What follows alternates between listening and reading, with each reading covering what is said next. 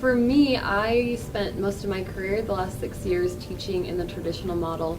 And when I first learned about Prenda, it was so different than what I had experienced working in a traditional model that I felt a little overwhelmed about it at first until I got in and got to see it in practice. But a few things that are functionally different is, one, the class sizes are really small. So 8 to 10 students is where most classes have a maximum size.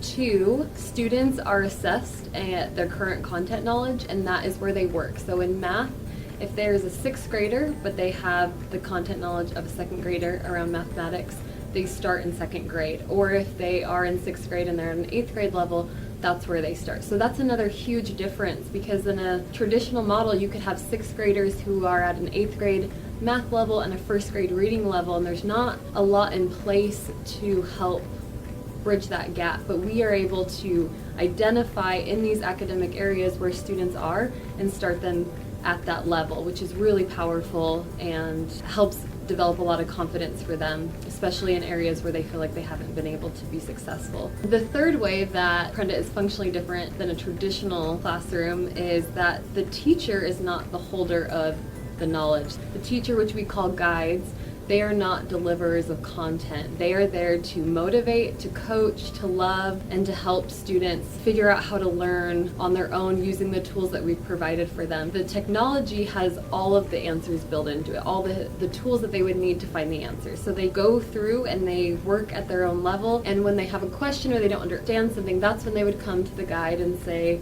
I can't figure this out, I really need some help. The first thing we ask them is, what have you tried? The second thing we ask them is if they've asked someone else in the room. And then the third thing is, if I wasn't here right now, what would you do? And then it's only after that, only after they've exhausted all their resources, that the guide will step in and not give them the answer, but then work collectively together to go out and help them figure out why they weren't able to find the answers in those resources. So those 3 things, I mean, there's a lot of things, but those 3 things especially were really interesting to me, coming from a traditional model, being a high school math teacher, and recognizing that I couldn't help all of my students because my classes were too big.